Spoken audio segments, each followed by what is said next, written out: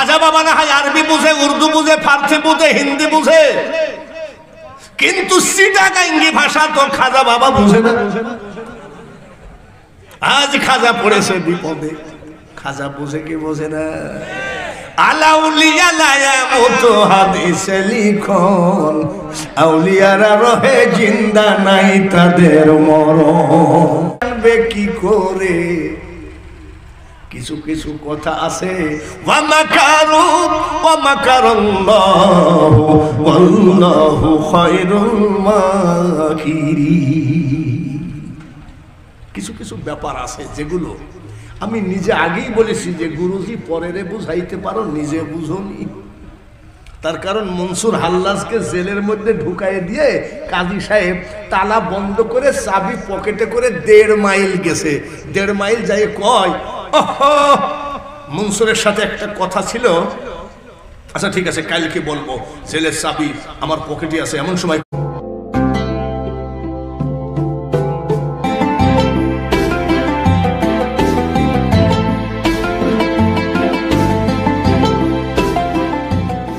তারপরেও তো সতর্ক থাকার দরকার আছে।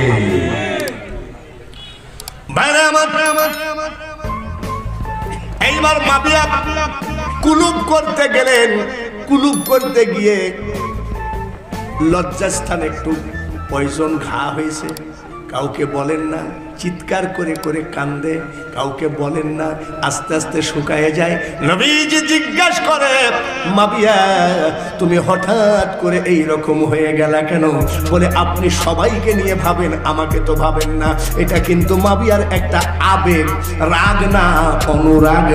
এটা বেয়াদবি না, এটা হলো দাবি। আমাকে নিয়ে তো ভাবেন না। নবীজি বলতেছে, বলো তো কি হয়েছে? বলে আমার এমন একটা জায়গায় অসুবিধা হয়েছে, নামাজে বড় কষ্ট হয়। হুজুর গো আপনি এই অসুখটার জন্য একটু দোয়া করেন, যে অসুখে আমার নামাজে ডিস্টার্ব হয়, এই অসুখ আমি লালন পালন করতে রাজি না। নবীজি কেবল আল্লাহর খেয়ালে চলে গেলেন। জিবরাইলকে বলেন, আল্লাহ তাআলা বলে দাও মাবিয়া বিয়ে না করলে কোনোদিন তার ওই অসুখ ভালো হবে না। নবীজি বললেন, মাবিয়া এইমাত্র খবর আসলো বিয়ে করা লাগবে, তারপরেও তোমার ওই রোগ ভালো হবে। বলে হুজুর রোগের স্বার্থে যদি বিয়ে করতে হয়, তার কারণ আমার নামাজে বড় ডিস্টার্ব হয়। বিয়ে দিয়ে দিল। বিয়ে দেওয়ার পরে ওই মেয়ের পেটে বাচ্চা আসলো। বাচ্চা আসার পরে মাবিয়া মুখটা বেজার, বলে বাচ্চা তো আসছে পেটে। নবীজি মুস্কি হাসি দিয়ে কয়, বিধির লিখন না হবে খণ্ডন। এইবার ওই বাচ্চা দুনিয়ায় আসলো, বাচ্চার নাম রাখলো কি? জোরে কম। ইয়াজিদ। আপনাদের দেশে নাম আছে নাকি? ও থাকলে যেখানে যাবে সেখানেই থাপ্পড় খাবে। জোরে বলেন ঠিক কিনা? কিছু কিছু নাম আছে সমালোচিত, ও নাম থাকলে খুব অসুবিধা। যেমন একটা বুশ আছে, আবু জেহেল আসেনি? কত কথা বলে। ও আবুল আহাব তো আওলাদের রাসূল। আমাদের দেশের এক বক্তা বলেছে, আবুল আহাব আওলাদের রাসূল। আরে কি মাল তুমি, আবুল আহাবকে আওলাদের রাসূল বলো? যার নামে আয়াত নাজিল হলো তাও যদি আওলাদের রাসূল বলে, এই হলো বর্তমান বক্তার। জোরে বলুন ঠিক কিনা? অত দূর যাওয়ার দরকার নাই, তাহলে ওয়াজে ওয়াজ বাড়বে। আমি মদিনা শরীফে জিয়ারত করতেছি, ওখানে তো দাঁড়ানোর ক্ষমতা নাই, সব সময় তো এইভাবে মেশিন চলতেছে। মদিনা শরীফে একটু দাঁড়ায় যে একটু হাত দিবেন, ওরে বাবা দরজালরা রেডি আছে, হাজি হারাম হারাম। আমি হারাম করলে তোর কি? মাকামে ইব্রাহিম, নবীজির ইব্রাহিম আলাইহিস সালামের জাতির পিতার কদম মুবারক, আমি কেবল এরকম চুমা দিছি আর বলছি এ হাজি হারাম। আমি হারাম করলে তোমার অসুবিধা আছে নাকি? আমার যে মুআল্লিম সে হলো ওয়াহাবি ছিল, তো বলতেছে এই লোকটা তো দেখছি বাতিল টাইপের লোক। আমি বাতিল করেই তো আমি লাভবান, তুই কি লাভবান করবি? আমরা কুরবানির টাকা মাইরে খাবি, এই হলো তোর কুরবানির টাকা মাইরে খাবি। দেখবেন ওই মুআল্লিমরা জীবনে নবীজির কাছে যাওয়া পছন্দ করে না। তো যাই হোক, আমি দাঁড়াই আছি, তো এক ওয়াহাবি মুনাজাত করতেছে, আল্লাহ কিয়ামতের মাঠে আমার নবীকে দুজকে দিও না। আরে হারামজাদা, মুনাজাত আমার মুনাজাত করে মুনাজাত রাখবো কেন? বলে মুনাজাত হচ্ছে না। আবার মুনাজাত করছে, আল্লাহ কিয়ামতের মাঠে আমার দয়ার নবীকে দুজকে দিও না। আমি এই পাগল নাকি রে, আবার কয় নম্বর ওয়াহাবি আবার নবীর জন্য দোয়া করতে আসিছে। আরে দুজক বেহেশত জান্নাত সবকিছু তো আমার নবীর কথাই উঠা বসা করবে, জোরে বলুন ঠিক কিনা। ইন্না আতাইনা কাল কাউসার, হাউজে কাউসারের পানি আমার নবীর জন্য রিজার্ভেশন করা, আর ওইখানে দোয়া করতে গেছে আমার নবীকে দুজকে দিও না। ওই ধরনের একটা বাতিলের সাথে দেখা হয়েছিল। আর একটা দেখা হয়েছে ওই যে নবীজির জন্মের যে ঘরটা আছে না, আবু জেহেলের বাড়ির কাছে, দুতলা বাড়ি, হাজী ভাইরা দেখছেন না? তো ওইখানে আমি যাই কাঁদতেছি, মাবুদ এই ঘরে তোমার হাবিব জন্ম, দুনিয়ায় এসেছে এই ঘরে মা আমিনার পেটের থেকে। মাবুদ গো, এই ঘরের খাতিরে তুমি আমি বাঙালি হুজুরকে মাফ করে দাও। পিছন থেকে এক লোক কয় আল্লাহুম্মা আমিন। তাকে দেখে এক মুরব্বী, বাড়ি কোথায়? বাড়ি বলে বাড়ি মাদারীপুর। তাহলে তুমি আর আমি তো একই বয়সে, চলো যাই হাঁটাহাঁটি করি, একটু হাঁটি। আমার বাড়ি কুষ্টিয়া, মাঝখানে ফরিদপুর, তোমার বাড়ি মাদারীপুর। বলে ভাই আমি যাবো না। আমি ভাই একটু হাঁটাহাঁটি করি। বলে ভাই আমি যাবো না, পেশাব করবো। আমি পেশাব করবাতে আমি বসি, দাঁড়ায় তুমি পেশাব করে এসো। বলে ভাই পেশাব লাগে নাই। আমি আল্লাহ ইয়ার কোন পাল্লাই, কোন পাগলের পাল্লাই পড়লাম, তো পেশাব লাগে নাই তো তুমি পেশাব করবা কেন? বলে ভাই আমি যখন হজের টাকা জমা দিই, আমি নিয়াত করেছিলাম আল্লাহ তাআলা আমার হজ কবুল করুক বা না করুক, ওই আবু জেহেলের বাড়িতে না মুইতি আমি আসবো না। পাকা সুন্নি রে, জোরে বলেন ঠিক কিনা? এই আজমির শরীফে এক সুন্নি কাঁদতেছে, ইয়া গরিব নওয়াজ আমাকে 100 টাকা দাও, ইয়া গরিব নওয়াজ আমাকে 100 টাকা দাও। এক ওয়াহাবি যাই বলছে এবার নষ্ট করিস না, আল্লাহর কাছে চা। তো ভাই ভাই চুপ করেন তো, আমি যার কাছে চাই তো তোমার কি?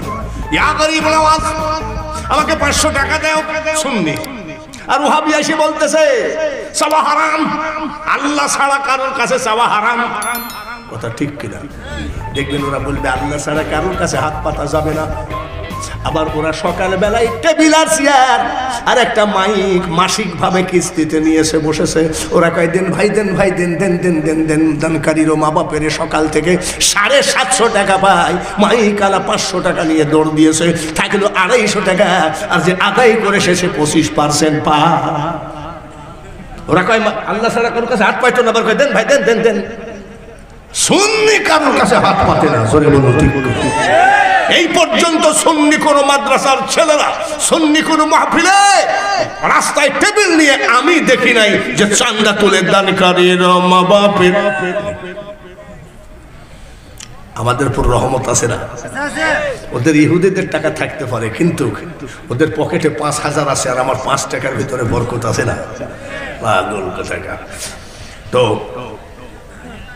এইবার ছেলেটা দুনিয়ায় আসলো, নাম রাখলো কি? ইয়াজিদ। আচ্ছা এই ইয়াজিদ দেখবেন বাচ্চা ছেলে যখন জন্মগ্রহণ করে, ওর মার কোলে একা একা হাসে, একা একা কান্দে, একা একা হাসে, একা একা কান্দে। কোনোদিন আপনার ছেলেকে আপনি দেখেন নাই বাচ্চাকে একা একা হাসতেছে, একা একা কান্দে?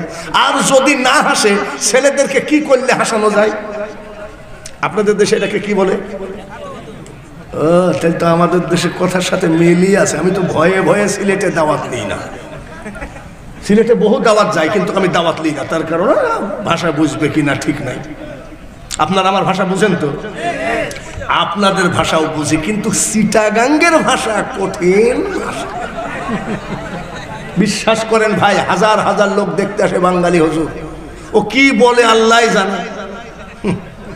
ওই ভাষায় আমি চিটাগাঙ্গের ভাষায়, চিটাগাঙ্গের লোককে বলছি আমাকে কি আমার ভাষা বুঝছেন? হ্যাঁ বুঝি। বলে আপনারা তো আমার ভাষা বুঝেন, কিন্তু আপনাদের চিটাগাঙ্গের ভাষা এত কঠিন। আরবি ভাষায় কোরআন নাযিল হয়েছিল, তাই আমি 30 পারা কোরআন মুখস্থ করেছি। যদি আল্লাহ চিটাগাঙ্গি ভাষায় কোরআন নাযিল করতো, 77 বছর বয়সে আধ পারাও হতো না। ওরা আবার হাসে, ওরা কিন্তু হাসে। আজমির শরীফে খাজা গরিব নওয়াজের রওজার ভিতরে আমি আর আমার বড় ভাই বসে আছি, আর এক পাগল ও টাকা হারাই গেছে, হাত তুলে কাঁদতেছে। ও বাজান, আর পয়সা করি চিন্তাই হয়ে যাই, 2 বাজে আই ঘরত কেন যাই। মানে ওর টাকা হারায় গেছে, তো খাজা বাবার কাছে বলতেছে, ও বাজান আর পয়সা করে চিন্তাই হয়ে গেই গুইবাজি, আমি ঘরত কেন যাইও। আমি আবার মিট মিট করে হাসছি। আমার বড় ভাই বলছে, এই মাজার শরীফের ভিতরে হাসা কেন? আমি ভাই আজকে হাসছি কারণ আছে বলে। কি ব্যাপার? খাজা বাবা না হয় আরবি বুঝে, উর্দু বুঝে, ফার্সি বুঝে, হিন্দি বুঝে, কিন্তু চিটাগাঙ্গি ভাষা তো খাজা বাবা বুঝে না। আজ খাজা পড়েছে বিপদে। খাজা বুঝে কি বোঝে না? আলাউলিয়া লায়ামুত হাদিসে লিখন, আউলিয়ারা রহে জিন্দা নাই তাদের মরণ। মানুষ যখন আল্লাহওয়ালা হয়ে যায়, আল্লাহ যাহা যাহা বুঝেন মানুষও ওই আল্লাহর ওলিও তাহা তাহা বুঝে। তাই আল্লাহওয়ালা হয়ে যান। কি করে? কেতুকুতু দেয়, তাই না? তো হাসার জন্য কেতুকুতু দিয়ে ওই হারামজাদা হাসে না, এজিদ হাসে না, কেতুকুতু দিয়ে হাসে না। আমার এক বন্ধু ছিল, একসাথে হাফিজি পড়েছি, তো ওর এত কেতুকুতু, এখান থেকে যদি খালি এরকম করে এরকম আছে না, আর ওই এজিদকে কেতুকুতু দিয়ে ও হাসাইতে পারে না। কোনদিন জীবনে হাসলো না এই জানোয়ার। যখন হাসলো না, যুবক হয়ে গেল। বাবা মাবিয়া বুকের সাথে জড়ায়ে ধরে বলছে, আব্বা বলতো দেখি রে, আমি তুই আমার একটা ছেলে, জন্মের পরের থেকে তুই হাসিস না, কারণটা কি? বাবার বুকের সাথে মাথা দিয়ে কই, আব্বা বিশ্বাস করো, আমি জন্মের পরে আমার একটাই মনের মধ্যে বলে, কাউকে জবাই না করা পর্যন্ত মুখে হাসি আসবে না। হিন্দু ভাইরা আমার বাড়ির পাশে ছিল, এখন আর নাই। ওরা কীর্তন গায় আর কয়, শিব জানে না যে সব তত্ত্ব, জীবে জানবে কি করে। কিছু কিছু কথা আছে, ওয়া মাকারু ওয়া মাকারাল্লাহু ওয়াল্লাহু খায়রুল মাকিরিন। কিছু কিছু ব্যাপার আছে যেগুলো আমি নিজে আগেই বলেছি যে গুরুজি পরেরে বুঝাইতে পারো, নিজে বুঝোনি। তার কারণ মনসুর হাল্লাজকে জেলের মধ্যে ঢুকাই দিয়ে কাজী সাহেব তালা বন্ধ করে চাবি পকেটে করে 1.5 মাইল গেছে। 1.5 মাইল যাই কয়, মনসুরের সাথে একটা কথা ছিল, আচ্ছা ঠিক আছে কালকে বলবো, জেলের চাবি আমার পকেটে আছে। এমন সময় কয়, আসসালামু আলাইকুম, কি কথা ছিল বলেন। কাজী বলছে, মনসুর তুমি? বলে হ্যাঁ আমি। চাবি যে জেলখানার চাবি যে আমার কাছে। বলে তাহলে শোনো, শরীয়তের বিধান অনুযায়ী যে মনসুর দায়ী সে কিন্তু জেলে আটকা আছে, আমি কিন্তু সেই মনসুর নই। সুরতে হাকিকি আর সুরতে মেসালি এসব আলেমদের কাছ থেকে জেনে নিও। কাবা যদি কেউ স্বপ্নের মধ্যে দেখে, কাবা আসে নাই, কাবা ওই কাবা কিন্তু ওখানেই আছে। এটা হলো সুরতে হাকিকি কাবা। মুর্শিদ তোমার পর্দা করেছেন, মুর্শিদ মারা গেছেন, ওলি আল্লাহদের সময় ওলি আল্লাহদের জায়গায় মারা যাওয়ার কথাটা বলা ঠিক হবে না। ওলি আল্লাহরা পর্দা করেছেন। যদি কেউ বলে মরহুম পীর কেবলা, এটা একটা বাজে কথা হবে। পীর কেবলা কোনোদিন মরহুম হতে পারে না। বাবাজিরা খুব সাবধান গো, ওলি আল্লাহদের দরবারটা আদবের জায়গা। এইবার আস্তে আস্তে ওই বেয়াদব চক্রান্ত করে তার প্রধান সেনাপতি, প্রধান সামসা, প্রধান দালাল মারওয়ানকে দিয়ে নবীজির কলিজার টুকরা বড় নাতি হযরতে হাসান রাদিয়াল্লাহু তাআলা আনহুকে বিষ খাওয়ায়ে মেরে ফেলল।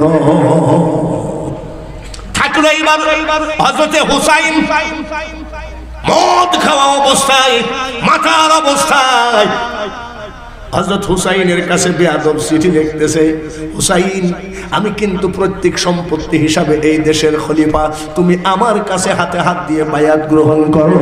জোরে বলেন নাউজুবিল্লাহ। তুমি আমার কাছে, আবার চিঠিতে লিখছে আমার দোয়া নিও। এজিদের দোয়া নিবে হুসাইন। হুসাইন চিঠি লিখতেছে, এজিদ বেয়াদবিজনক আচার ব্যবহার করো না, তুমি আমার দোয়া নিও। আমার বাবা আসাদুল্লাহিল গালিব, আমার মা সাইয়্যিদাতুন নিসা, আর আমার নানা হলো রাহমাতাল লিল আলামিন। তুমি আমার হাতে হাত দিয়ে বায়াত গ্রহণ করো। চিঠি চালাচালি শুরু হয়ে গেল। চিঠি চালাচালি যখন শুরু হয়ে গেল, এইবার হুসাইন চিঠি দিল, কত ধানে কত চাল তোমাকে বোঝাইয়া দেব, কেমনে তোমাকে বায়াত করতে হয়। আমাকে কারবালার সাবজেক্ট দিয়েছেন, একটুখানি তো সময় লাগবেই, ঠিক কিনা? এবং জানা দরকারও আছে, ওই এজিদ বাহিনী কিন্তু মরে নাই। এজিদের সেলা চামচা এখনো নাই নাকি?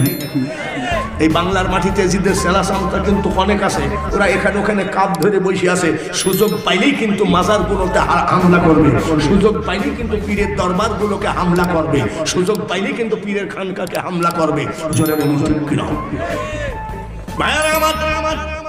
এইবার কি করে দেখেন, মানুষকে যদি সাইজ করতে হয়, মানুষকে যদি বিপদে ফেলাইতে হয়, একটা জিনিস বন্ধ করতে হবে।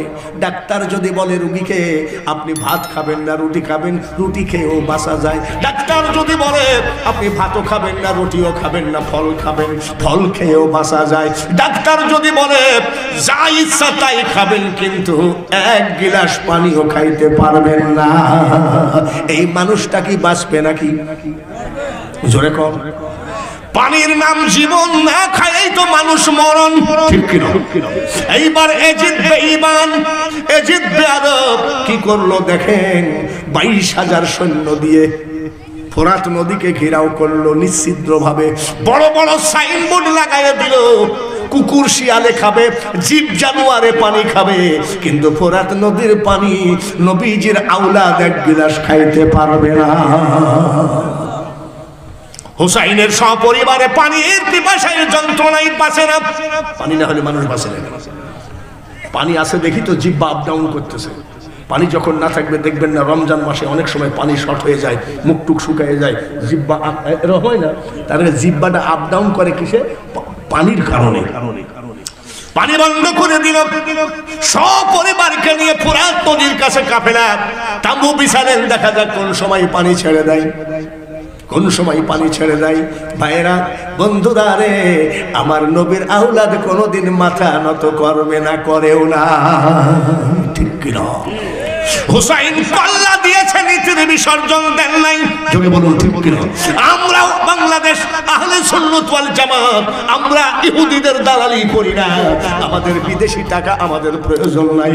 আমাদের প্রতিদিন কামলা দেওয়ার টাকা দিয়ে আমরা 300 টাকা যদি পাই, 200 টাকা 250 টাকা সংসার পারপাসে খরচ করব, আর 50 টাকা রেখে আমার সুন্নি জামাতের জন্য খরচ করব। দেখবেন ওদের থেকে বহু দূর আমরা আগায়ে যাব।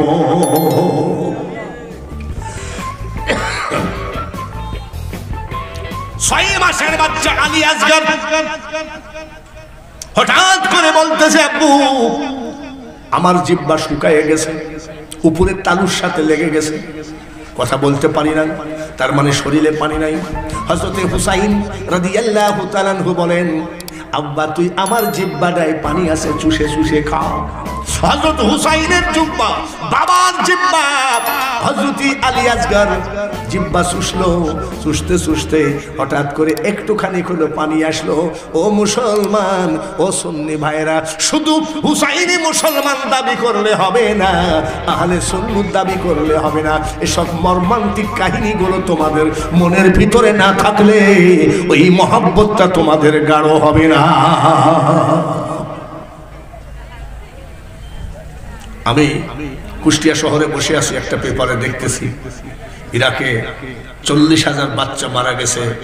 ইয়াজিদি সম্প্রদায় বলতেছে, লেখা আছে বড় হেডলাইনে, ইয়াজিদি সম্প্রদায় পানির অভাবে 40,000 বাচ্চা মারা গেছে। তা আমি মুস্কি হাসি দিলাম। ত্যাগ ওয়াহাবি আমাকে বলতেছে 40,000 বাচ্চা মারা গেছে, তা আপনি হাসলেন কেন?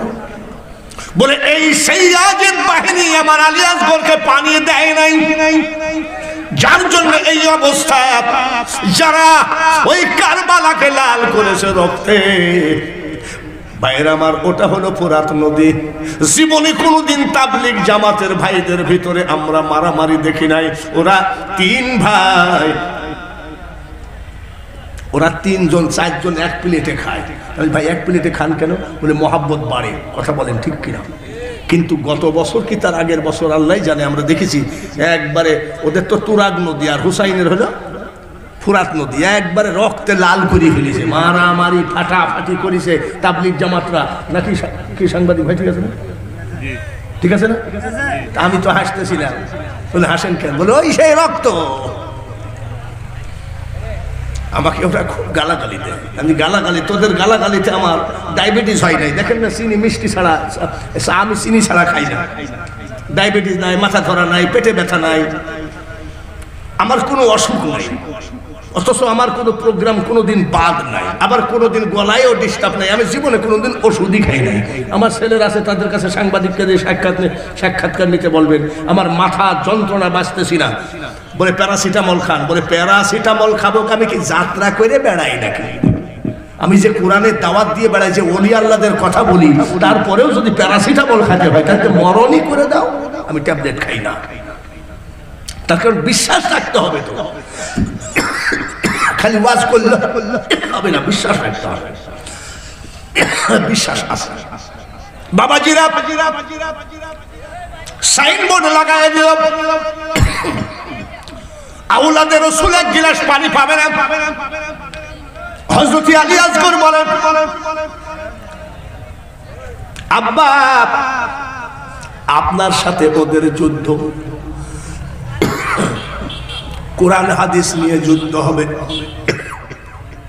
আপনি করেন।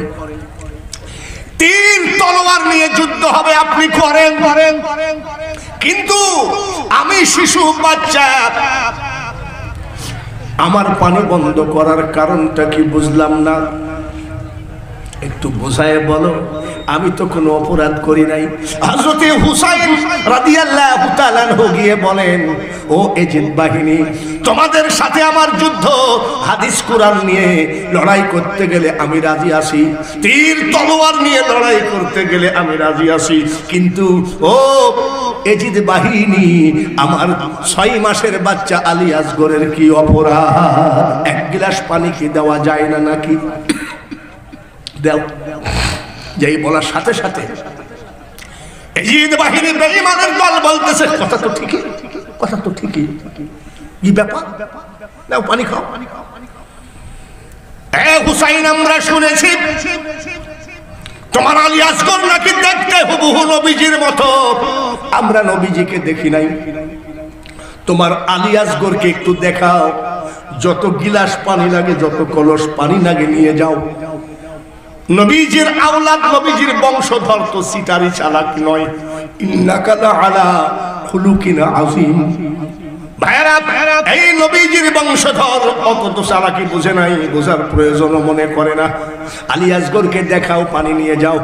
6 মাসের বাচ্চা আলী আসগরের পা দুখানা এইভাবে জুড়াইয়ে দিয়ে বগলের মধ্যে হাত দিয়ে বলছে, এই সেই আলী আসগর। বলে যত পানি লাগে নিয়ে যাও। বলে তীর আলী আসগরের হলকমের মধ্যে চালাইয়ে দিল। 6 মাসের বাচ্চার গলার ভিতরে যদি তীর ঢুকে যায়। এইভাবে ইসলাম এসেছে, শুধু তকবীর দিয়ে কিছুক্ষণ পর মুখরোচক কথাবার্তা শুনে পলায়ে যাবা, এর নাম আহলে সুন্নাত ওয়াল জামাত নয়। রেডি হও, সামনে বিপদ আসবে না, বলা যাবে না। শত্রু বাহিনীকে খাটো চোখে দেখা যাবে না। রেডি থাকতে হবে আহলে সুন্নাত ওয়াল জামাতের ভাইরা। এইবার তীর টান দেওয়ার সাথে সাথে হাড় হাড্ডি রগ রেশা সব ছিঁড়ে গেল। হযরতে আলী আসগর চিন্তা কানতে লাগলো, আব্বা গো, আমি তো আর থাকতে পারি না, আমি যে আর সইতে পারি না গো আব্বা, এখন কি করা যায়? বলে আব্বা তোমার গালটা দাও, আমি একটু সুমা দিয়ে বিদায় হয়ে যাই। আমি যাই অবস্থা হয়ে যাচ্ছি। বুকের সাথে জড়ায় ধরে বলি, আলী আসগর গো, এ আলী আসগর, আমি তোমার বাবা, তুমি যে বিদায় হয়ে যাচ্ছ, এক গ্লাস পানি তোমার মুখে আমি তুলে দিতে পারলাম না, এটাই আমার দুঃখ। খুব ভালো করে শোনেন, আহলে বায়াতকে যারা পছন্দ করেন, আহলে বায়াতকে যারা বিশ্বাস করেন, আহলে বায়াতকে যারা প্রেম দেন, মহব্বত দেন, আলী আসগর ডাক দিয়ে কয় আলহামদুলিল্লাহ আব্বা, চিন্তা করো না, এই মাত্র এক গ্লাস পানি খেলা, তুমি কি ভুল বকছো নাকি? বলে না, আখিরি পয়গম্বর নবী মুহাম্মদুর রাসূলুল্লাহ সাল্লাল্লাহু আলাইহি ওয়াসাল্লাম একজন পানি আর একটা গিলাস নিয়ে কয় আলী আসগর, আমার বংশ কোনোদিন পানির অভাবে মরতে পারে না, এই নাও হাউজে কাউসারের পানি তো আমার জন্য রিজার্ভেশন করা।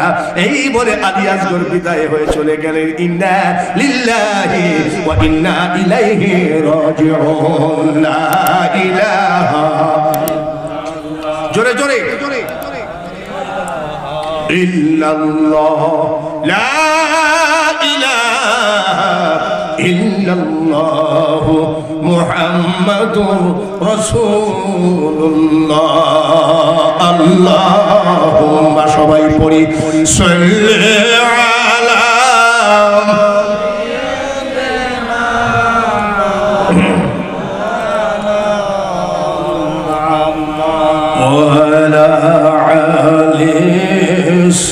সাইয়্যিদিনা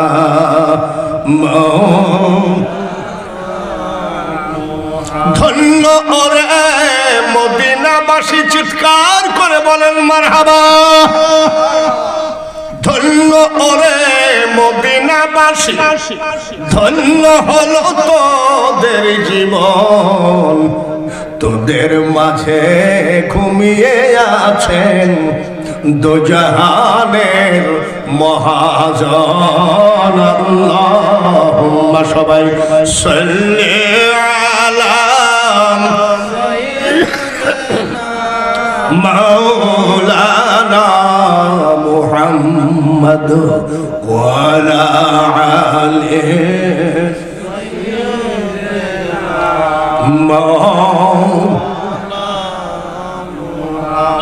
এইবার আলী আসগরের লাশ মোবারক, দেহ মোবারক তাম্বুর ভিতরে কাপড়ের কাপড় দিয়ে ঢেকে রাখলেন।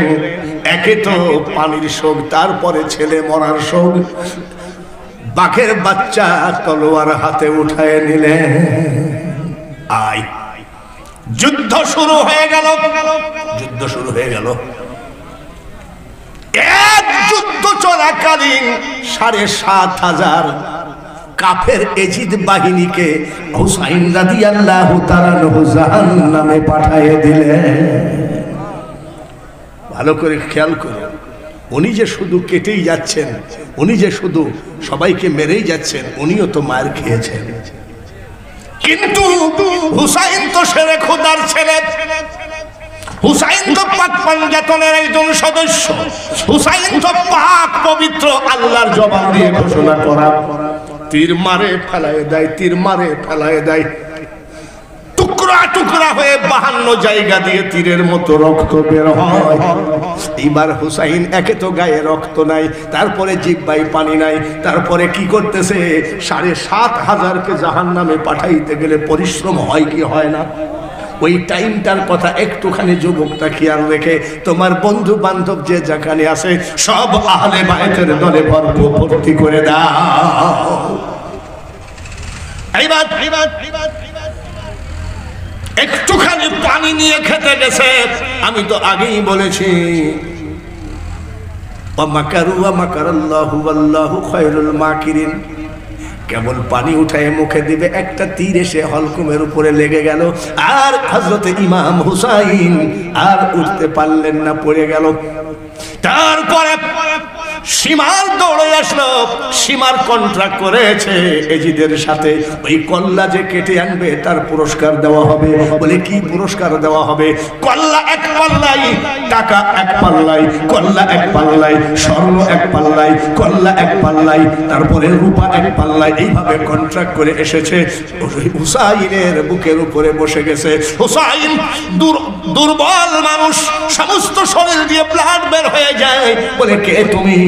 বলে আমি আমার নাম সীমার, আমি কোরআনে হাফেজ। বলে তুমি কি মুসলমান না? বলে মুসলমান তো মুসলমান, আমি কোরআনে হাফেজ। বলে কেন আমার বুকের উপরে বসেছো?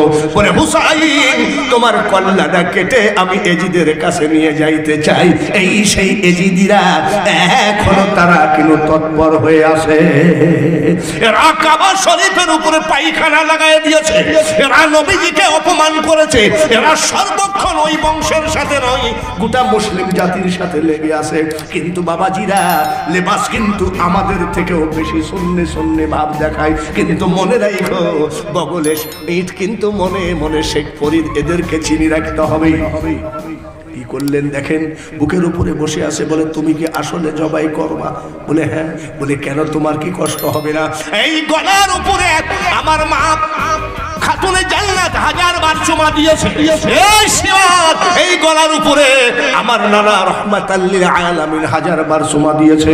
আমার বাবা আসাদুল্লাহিল গালিব চুমা দিয়েছে। তোমার কি কল্লা জবাই করতে কষ্ট হবে না? এই বেয়াদব বলতেছে কার মা কোথায় চুমা দিল, কার বাবা কোথায় চুমা দিল, কার নানা কোথায় চুমা দিল, সেটা আমার বিবেচ্য বিষয় নয়। বাকওয়াজ বলে লাভ নাই। আমাকে এখনই কল্লা নিয়ে এজিদের বাড়িতে হাজির করতে হবে।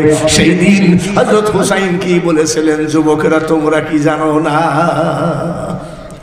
বুঝতে পেরেছি তুমি আমাকে জবাই করবা, একটা কথা রাখো। বলে কি কথা? বলে বলো তো কি কথা? আমার এই কথাটা যদি তোমরা রাখতে পারো, কিয়ামতের মাঠে আমার নানাজির হাতে পায়ে জড়ায়ে ধরে হলেও তোমাকে জান্নাতের ব্যবস্থা আমি করব। কি কথা বলো? বলে সীমাত এই বিপদের মধ্যে আমাকে 2 রাকাত নামাজ পড়তে দাও। যুবক রে, এত বেলা তোমরা এই ওয়াজগুলো শোনো বা না শোনো আমার প্রয়োজন নাই। এই ওয়াজটুকু মনে রাখো, বহুত তো দেখতেছি কে কোন দিকে দৌড় মারলা, হাজার হাজার মানুষ, আর এখন দেখি কিয়াম করার লোক নাই। আমি বুঝতে পেরেছি, তারপরেও রাত কম হয় নাই বাবা, রাত 1টা, এটাও কিন্তু কম নয়। ওয়াহাবিদের মাহফিল রাত 9টার মধ্যে শেষ হয়ে যায়। আর এখনো আমাদের যদি সবগুলো গুছায় আসে না, এখনো বিশাল মাহফিল। কিন্তু প্রত্যেকটা জিনিসের একটা সময়সূচি অবশ্যই আছে। বলেন ঠিক কিনা? ধৈর্যেরও ব্যাপার আছে। তো আমাকে যে সুহাদায়ে কারবালার কথা বলছিল, আমাকে তো পরিপূর্ণ করতে হবে। তারপর আমি মোনাজাত কি বলে আমি বিদায় হব। তারপরে আপনাদের অন্যান্য উলামায়ে কেরাম যথেষ্ট আছেন, আজকে তারা ওয়াজ করবেন। আমি যে সাবজেক্ট দিয়েছিল সেই সাবজেক্ট আমি শেষের দিকে চলে আসছি। ভাইয়ারা আমার, আসুন তো কি হলো দেখি। ও যুবকরা, কেন তোমরা নামাজকে অবহেলা করো? এ সীমার যে নামাজের জন্য আমার নানু ভাই দাঁত ভাঙলো, পাথর খাইলো, এই 2 রাকাত নামাজ আমাকে আদায় করতে দাও। আমার নানু ভাইকে কিয়ামতের মাঠে আমি হাতে পায়ে জড়ায়ে ধরে হলো তোমার জন্য জান্নাতের ব্যবস্থা করব। এই সীমার চিন্তা করলো, কল্লা নিয়ে গেলে টাকা পাবো, আর 2 রাকাত নামাজ পড়তে দিলে জান্নাত পাবো। উভয় দিকেই লাভ।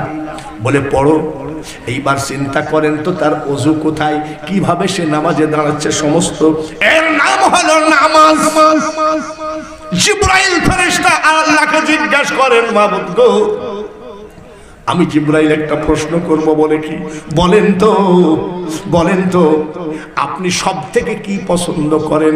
আল্লাহ তাআলা বলেন, জিবরাইল রে, আমি আল্লাহ সব থেকে পছন্দ করি আমার বান্দার সেজদা। বাইরে আমার, এইবার 2 রাকাত নামাজের নিয়াত করলেন। 1 রাকাত পরে উঠলেন, আর 1 রাকাতের সেজদায় গিয়ে আল্লাহু আকবার বলে উঠে আর একটা সেজদা দিলে 2 রাকাত নামাজ হয়ে যায়। সঙ্গে সঙ্গে বেঈমান সীমার তলোয়ার লাগাই দিল। কল্লা গেল একদিকে, বডি গেল আর একদিকে। এইবার বডিতে বলতেছে লা ইলাহা ইল্লাল্লাহ, কল্লাই বলে মুহাম্মাদুর রাসূলুল্লাহ। মাবুদ কাঁদতেছেন, কান্দার মরার জবাই হয়ে গেছে, আবার কান্দে নাকি? কান্দে। ওই মরার আমার মরা তো একরকম নয়। ওয়ালা তাকুলু লিমান ইউকতালু ফি সাবিলিল্লাহি আমওয়াত বাল আহইয়াউ ওয়ালাকিন লা তাশউরুন। কাঁদতেছে মাবুদ 2 রাকাত নামাজের নিয়াত করেছিলাম একটা সেজদা দিতে দিল না মাবুদ গো কিয়ামতের মাঠে আমার নানু ভাইয়ের সামনে তুমি আমাকে লজ্জা দিও না আমার আল্লাহ কয় হুসাইন ওই সেজদা নামাজ করো না আমি আল্লাহ ইচ্ছা করে ওই সেজদাটা বাকি রেখেছি কাল কিয়ামতের মাঠে ওই সেজদাটা আমি আল্লাহর কুদরতি পায়ের উপরে দিবা বেনামাজিদেরকে দেখায় দিব দেখো সেজদার কত বড় দাম আল্লাহ তাআলা কবুল করুন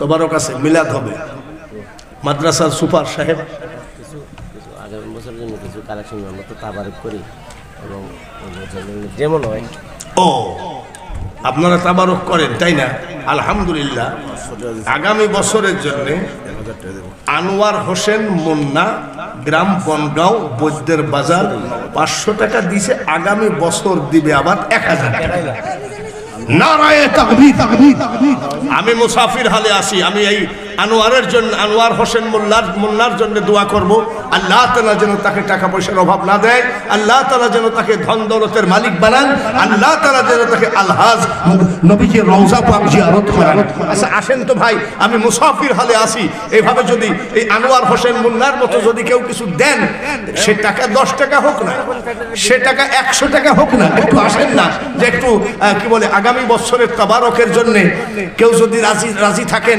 যেমন একজন 1000 টাকা দিল আপনার মার জন্য বাবার জন্য কিছু দান করে যান ভাইরা আমি দোয়া করি কত টাকা কত দিকে চলে গেল রে আজকে আল্লাহর ওয়াস্তে এই সুন্নি কনফারেন্সকে সুন্নি সম্মেলনকে জীবিত রাখার জন্য আমার নবীর মহব্বতে কিছু হলেও শরীক হয়ে যান যে যা পারেন আল্লাহর ওয়াস্তে আগামী বছরের জন্য